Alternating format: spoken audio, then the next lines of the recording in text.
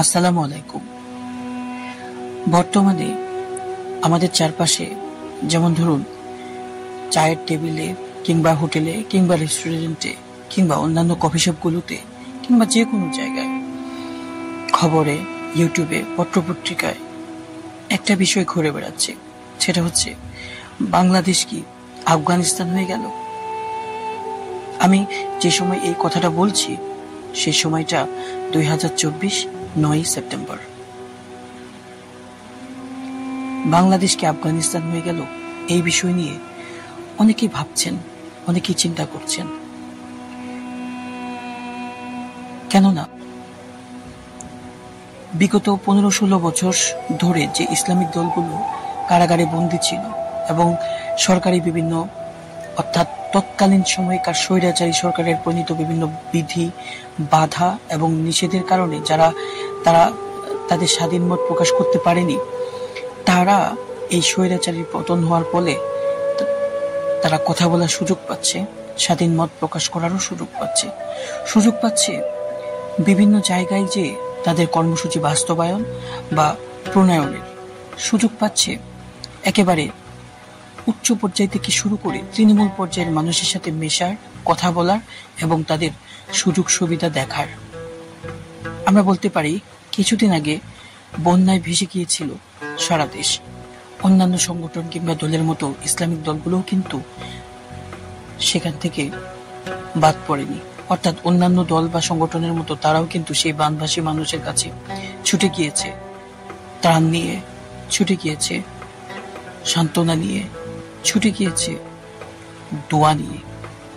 যার জন্য অনেক মানুষ হয়তো ভাবছে ইসলামিক দলগুলোর এইরকম তৎপরতা যেহেতু আগে দেখা যায়নি, তাই এখন হয়তো তারা ক্ষমতায় আসবে এবং বাংলাদেশটাকে একটা আফগানিস্তান বানাবে বা দ্বিতীয় আফগানিস্তান বানাবে। আসলে বিষয়টি সঠিক নয়, কারণ আপনারা জানেন আফগানিস্তানের প্রেক্ষাপট আর বাংলাদেশের প্রেক্ষাপট কতটা ভিন্ন। বিগত 20-25 বছর ধরে আফগানিস্তানকে শাসন করেছে রাশিয়া এবং আমেরিকা। তাদের কাছ থেকে অতি কষ্টে ইসলামিক দলগুলো মোল্লা ওমরের নেতৃত্বে স্বাধীনতা ছিনিয়ে নিয়ে এসছে।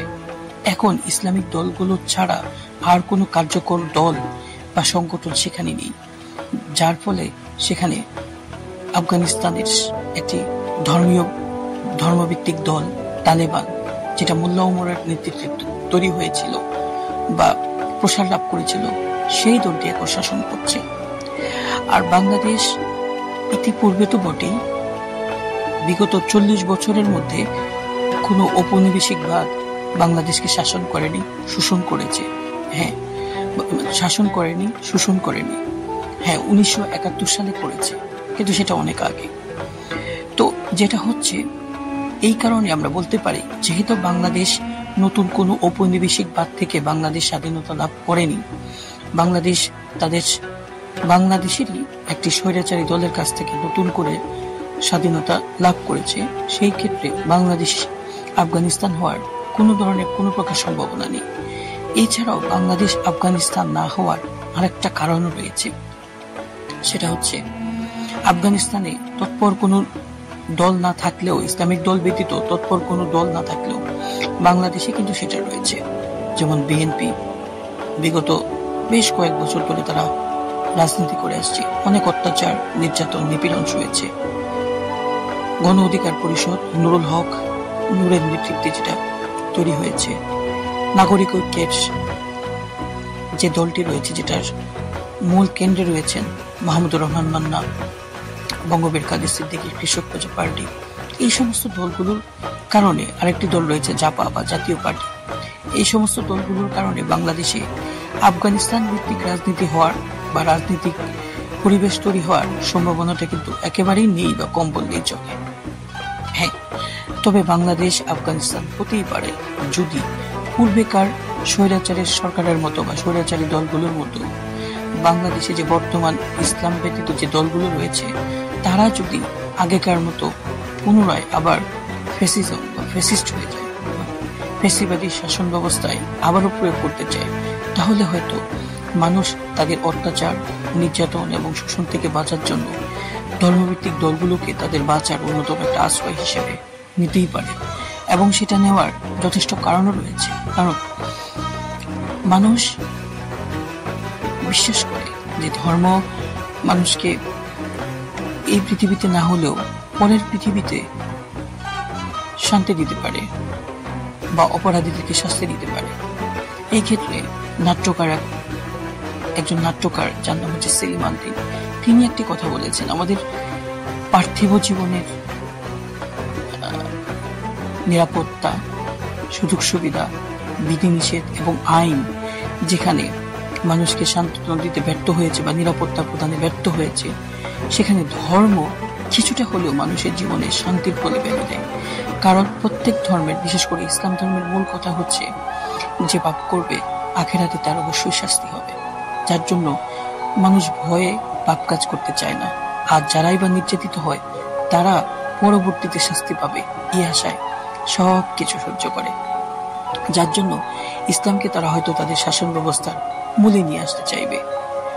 আর তাছাড়া ইসলামিক দলগুলো যেভাবে মানুষের সাথে মিশছে, মানুষের সাথে কথা বলছে, যেভাবে মানুষের দুঃখ কষ্টগুলো নিজেদের মধ্যে ভাগাভাগি করে দিচ্ছে, সেক্ষেত্রে মানুষের ওই ইসলামিক দলগুলোর প্রতি একটা ভালোবাসা বা একটা সিম্প্যাথি তৈরি হবে বই কি। সুতরাং বাংলাদেশ আফগানিস্তান হবে না এটা যেরকম সত্য নয়, আবার হতেই পারে এটাও সেরকম অস্বীকার করা যায় না। এবার আসুন, আফগানিস্তান হলে কি সমস্যা হবে? বাংলাদেশ যদি দ্বিতীয় একটি আফগানিস্তান হয় সেক্ষেত্রে কি সমস্যা হবে? আদৌ কি কোনো সমস্যা হবে বাংলাদেশের মানুষের, বিশেষ করে যারা অন্যান্য ধর্মাবলম্বীরা আছে? আমাদের প্রতিবেশী দেশ ইন্ডিয়া কিন্তু সেই কথাই বলছে, কারণ সেখানে হিন্দুদেরকে সংখ্যালঘুদের উপর অত্যাচার করা হয়, সংখ্যালঘুদের অধিকারগুলো নষ্ট করে দেয় বা দিতে পারে, এই ধারণাগুলোই কিন্তু ইন্ডিয়ানরা করছে। কিন্তু বিষয়টি আসলে এরকম না। প্রকৃত ইসলামের আদর্শে যদি বাংলাদেশ আদর্শিত হয়ে একটি শাসন ব্যবস্থা গড়ে ওঠে আর সেটা যদি দ্বিতীয় আফগানিস্তান রূপে রূপ লাভ করে, সেই ক্ষেত্রে আমি মনে করি বাংলাদেশের সাধারণ মানুষের মধ্যে কোনো ধরনের বিরূপ প্রভাব পড়বে না। বিশেষ করে অন্য ধর্মাবলম্বী যারা আছে তাদের জীবনে কোনো খারাপ বা ক্ষতিকর প্রভাব পড়বে না।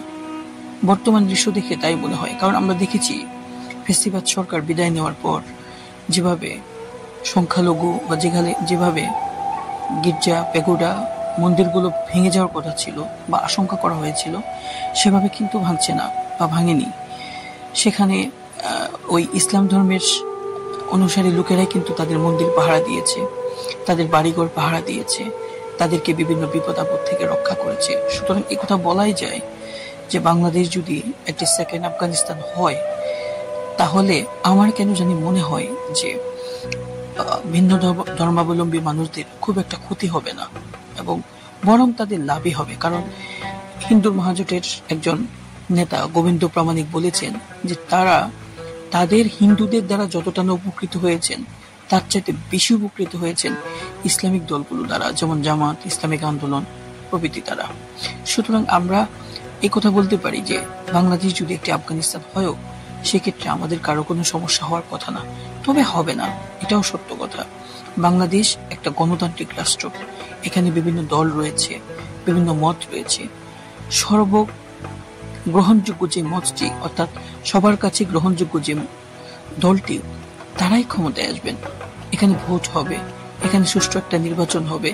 নির্বাচনে যদি বিএনপি জয়ী হয়, আশা করা যায় জামাত কোনো প্রতিবন্ধকতা সৃষ্টি করবে না।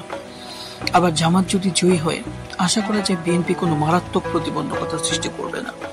সুতরাং বাংলাদেশ কখনোই আফগানিস্তান হবে না, আর আফগানিস্তান হওয়ার সম্ভাবনাও নেই। আর যদিও বা হয়, আপনার, আমার কিংবা ভিন্ন ধর্মাবলম্বী ভাইদের আফসোস করার কোনো কারণ নেই। তো আশা করি আমার এই ভিডিওটি আপনাদের ভালো লাগবে এবং আপনারা পছন্দ করবেন। তো সবাই ভিডিওটি শুনুন এবং ভিডিওটির শুনে লাইক, কমেন্ট, শেয়ার এবং সাবস্ক্রাইব করে আমার গোল্ডেন ডট 25 চ্যানেলের পাশেই থাকুন।